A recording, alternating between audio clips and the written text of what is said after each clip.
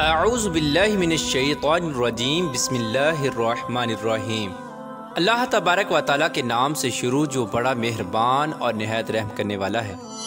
प्यारे दोस्तों, आज की इस वीडियो में कायनात के सबसे बड़े बदबख्त और काफिर के बारे में आपको बताएंगे, यानी फिरऔन के बारे में कि फिरऔन कौन था और किसकी औलाद में से था, और फिरऔन को फिरऔन क्यों कहा जाता है, और फिरऔन मिस्र का बादशाह बनने से पहले कौन सा काम किया करता था, और ये फिरऔन मिस्र का बादशाह कैसे बना, और फिरऔन ने खुदाई का दावा करने के लिए बनी इसराइल के मुसलमानों को किस तरह जानवरों जैसा जाहिल बना दिया था, और फिर किस तरह फिरऔन ने खुदाई का झूठा दावा किया और किस तरह ये मिस्र का झूठा खुदा बना।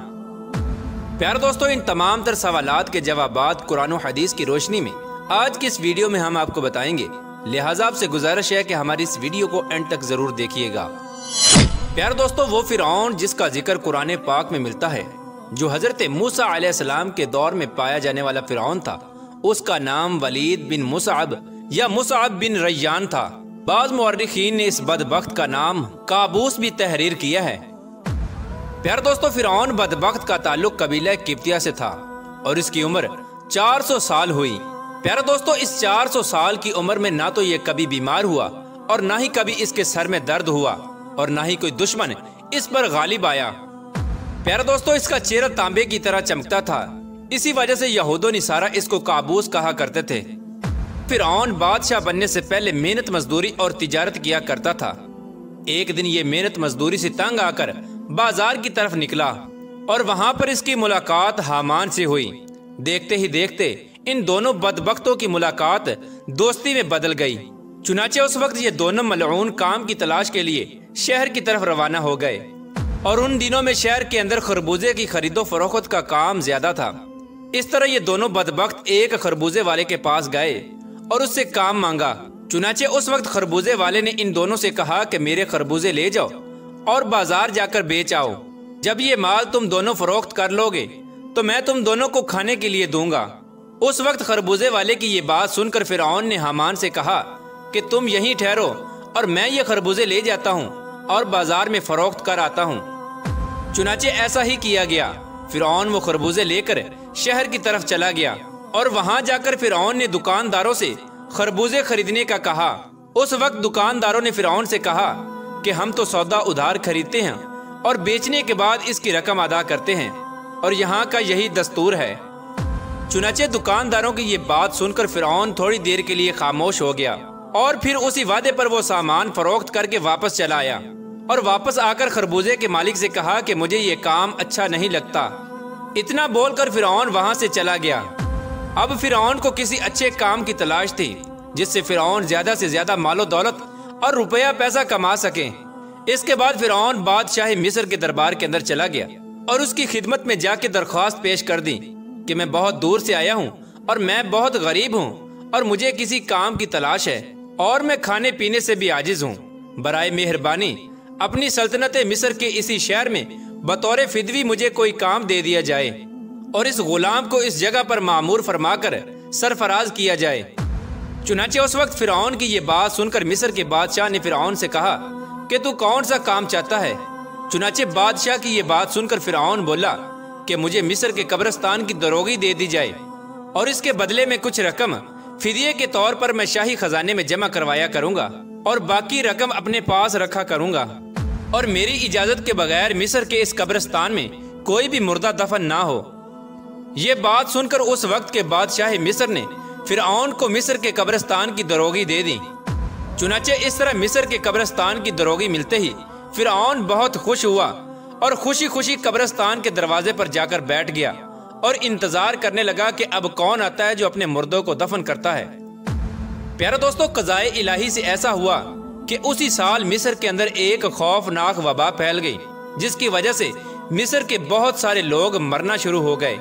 फिरऔन ने जब ये देखा तो उसने हर लाश के बदले उनके वारसों से एक एक सोने का दिरहम लेना शुरू कर दिया, और इस तरह थोड़े ही दिनों में फिरऔन के पास बहुत ज्यादा मालो दौलत और रुपया पैसा जमा हो गया और फिरऔन अमीर हो गया। इतना ज्यादा मालो दौलत आने के बाद फिरऔन ने यह सोचा कि क्यों ना मिस्र के तमाम कब्रिस्तानों को अपने अंडर कर लिया जाए। लिहाजा फिरऔन ने ऐसा ही किया फिरौन ने मुकर्रबाने बादशाह को कुछ पैसे दिए और तमाम मिस्र के कब्रिस्तानों की दरोगी अपने हाथ में ले ली। चुनाचे इस तरह फिरौन कब्रिस्तान की दरोगी के जरिए बादशाह मिस्र के खजाने में बहुत सारा रुपया पैसा जमा करवाता और फिरौन के इस फेल से बादशाह मिस्र बहुत खुश होता और अपनी जहालत के सबब बादशाह मिस्र फिरौन को प्यार और इज्जत देने लगा। चुनाचे इसी दौरान इत्तफाकन कज़ाए इलाही से ऐसा हुआ कि उस वक्त मिस्र का वजीर मर गया और चूंकि फिरौन उस वक्त बादशाह मिस्र का बहुत ज्यादा मुकर्रब बन चुका था, लिहाजा मिस्र के बादशाह ने फिरौन ही को मिस्र का वजीर मुकर्रर कर दिया। चुनाचे इस तरह इक्तिदार मिलते ही फिरौन इक्तिदार के नशे में बदमस्त हो गया और उसने अपने बदबख्त दोस्त हामान को भी अपने पास बुला लिया। उस वक्त फिरौन अपने दोस्त हामान से कहने लगा कि मैं चाहता हूं कि मैं खुदाई का दावा करूं और सारी मखलूक मुझको अपना खुदा माने और मेरी इबादत करे। फिरौन की ये बात सुनकर हामान बहुत हैरान हो गया और हामान फिरौन से कहने लगा कि अगर तू खुदाई का दावा करना चाहता है तो सबसे पहले बनी इसराइल की तमाम मखलूक को अपने हाथ में ले लो और उनके दिल में अपनी मोहब्बत पैदा करो। हामान की ये बात सुनकर फिरौन ने हामान से कहा कि ऐसा करने के लिए आखिर क्या किया जाए और ये लोग किस तरह मुझे अपना खुदा तस्लीम करेंगे, क्योंकि उस वक्त तमाम लोग हजरत यूसुफ अलैहिस्सलाम और हजरत याकूब अलैहिस्सलाम के दीन पर थे और किस तरह वो लोग अपने दीन को छोड़कर फिरौन को अपना खुदा तस्लीम करते। उस वक्त फिरौन बदबख्त ने अपने दोस्त हामान से इसके बारे में कोई तदबीर निकालने का कहा। फिरौन की ये बात सुनकर हामान कुछ देर के लिए सोचता रहा और फिर ये तदबीर निकाली कि बादशाह मिस्र से ये दरख्वास्त की जाए कि मैं चाहता हूँ कि तमाम मिस्र के तमाम लोगों की तमाम तर ख्वाहिशात मुफ्त में पूरी की जाएं और उन लोगों के तमाम तर अखराजात में अपनी जेब से अदा करूंगा और जो लोग जो चीज भी हासिल करना चाहें वो बिल्कुल मुफ्त में हासिल कर सकते हैं। चुनाचे उस वक्त बादशाह मिस्र ने फिरौन की ये बात सुनकर उसकी ये दरख्वास्त कबूल कर ली और 1 साल के लिए तमाम मिस्रियों को ये रियायत फराहम कर दी और फिरौन ने 1 साल में होने वाले तमाम तर अखराजात की रकम हामान के हाथ में बादशाह मिस्र के खजाने में जमा करा दी और पूरे मिस्र में ये ऐलान करवा दिया गया कि इस साल खजाना राइतों पर माफ है और हमने अपनी तरफ से तमाम तर अखराजात की रकम बादशाह मिस्र के खजाने में जमा करवा दी है और मजीद 2 साल के अखराजात की मुआफी के लिए भी हमने सरकार आली में दरख्वास्त की है और वो भी कबूल हो गई है। चुनाचे फिरौन की ये बात सुनकर मिस्र की तमाम रियाया बहुत खुश हुई और मिस्र के तमाम गरीबों और मिस्कीनों ने फिरौन की तरक्की के लिए खूब दुआएं की। चुनाचे इधर मिस्र की रियाया फिरौन के इस अमल पर बहुत ज्यादा खुश थी और उधर चंद ही रोज बाद कज़ाए इलाही से मिस्र का बादशाह अपनी मौत मर गया। चुनाचे उस वक्त उस मरने वाले बादशाह का कोई भी वाली वारिस न था जो उसके तख्त पर बैठता और उसकी बादशाहत को संभालता। इस तरह बादशाह मिस्र की तजहीज़ो तकफीन के बाद 3 दिन तक इयादत होती रही और चौथे रोज तमाम मिस्र के लोग काजी, मुफ्ती, आलिम, फाजिल, उमरा, गुरबा, छोटे बड़े सब बादशाह मिस्र के दरबार में हाजिर हुए और कहने लगे कि बादशाह के तख्त पर किसको बिठाया जाए, क्योंकि मुल्क बादशाह के बगैर बेसरोपा हो गया है। चुनाचे उस वक्त मिस्र के लोगों ने फिरौन से ये नेकी देखी थी कि फिरौन ने 3 बरस का खजाना मिस्र के लोगों को मुआफ करवाया था और उनके अखराजात का 3 बरस का पैसा अपने पास से बादशाह मिस्र को दिया था। इसलिए मिस्र के तमाम तर लोग फिरौन के इस अमल से बहुत ज्यादा खुश थे और फिरौन की ये खैर ख्वाही देखकर मिस्र के तमाम लोगों ने फिरौन बदबख्त को मिस्र के बादशाह के तख्त पर बिठा दिया और इस तरह फिरौन बदबख्त मिस्र का बादशाह बन गया। उस वक्त लोगों ने यह ख्याल किया कि फिरौन बहुत अच्छा इंसान है और हमारी रियाया का बहुत ज्यादा ख्याल रखेगा। इस तरह जब ये फिरौन मिस्र के वजीर से मिस्र का बादशाह बना तो उस वक्त फिरौन ने अपने दोस्त हामान को मिस्र का वजीर मुकर्रर कर दिया। फिरौन मिस्र का बादशाह बनते ही अपने दोस्त हामान से कहने लगा कि अब पूरे मिस्र में हमारी बादशाही है, हम जो चाहें वो कर सकते हैं। उस वक्त फिरौन ने हामान से कहा कि अब कोई ऐसी तदबीर निकालो जिसकी वजह से मिस्र के तमाम तर लोग मुझे खुदा मानने लगे और मेरी इबादत करने लगे।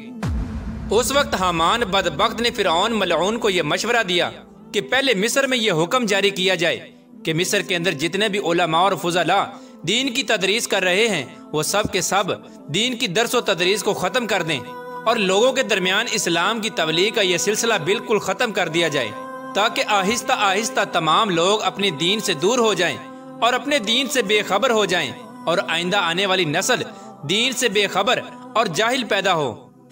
चुनाचे उस वक्त हामान की ये बात सुनकर फिरौन ने फौरन ये हुक्म जारी कर दिया और मिस्र के अंदर दर्स व तदरीस का सिलसिला खत्म कर दिया गया। और फिरौन ने मिस्र के अंदर ये हुक्म जारी कर दिया कि कोई भी शख्स मिस्र में दर्स व तदरीस न करे वरना उसको कत्ल कर दिया जाएगा। फिरौन बादशाह का ये हुक्म सुनते ही तमाम लोगों ने उसके कत्ल के डर से दर्स व तदरीस का ये सिलसिला फौरन खत्म कर दिया और मिस्र के लोगों ने बिल्कुल लिखना पढ़ना छोड़ दिया।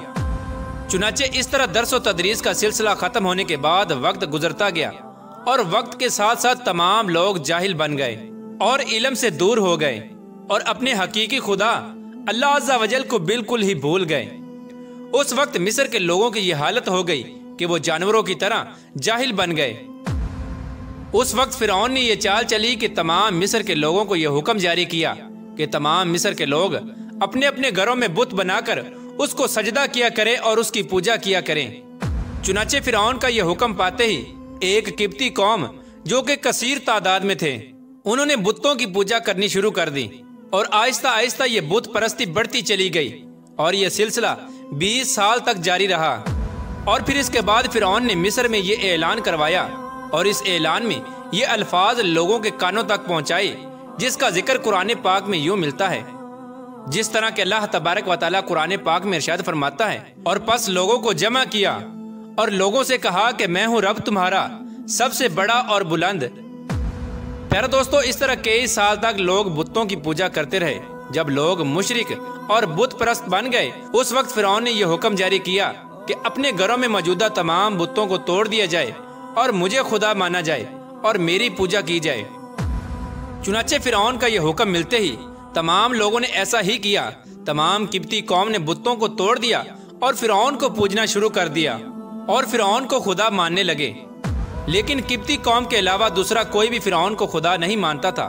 किब्ती कौम एक वाहिद ऐसी कौम थी जो फिरौन को अपना खुदा मानती थी। बाकी तमाम लोग अल्लाह तबारक व तआला की वहदानियत पर यकीन रखते थे और अल्लाह तबारक व तआला को अपना खुदा मानते थे। इसी वजह से फिरौन किब्तियों पर बहुत मेहरबान था और बनी इसराइल के मुसलमानों पर तरह तरह के जुल्म सितम करता था, क्योंकि बनी इसराइल की कौम हजरत यूसुफ अलैहिस्सलाम के दीन पर थी। इसी वजह से फिरौन उनको जलील करता और उनसे भारी भरकम काम करवाता। अल्लाह तबारक व तआला से दुआ है कि अल्लाह तबारक व तआला हमेशा अपनी इबादत करने की तौफीक अता फरमाए और हमेशा अपनी वहदानियत पर ईमान रखने की तौफीक अता फरमाए और इस ईमान की हालत में हमें जीना मरना नसीब फरमाए।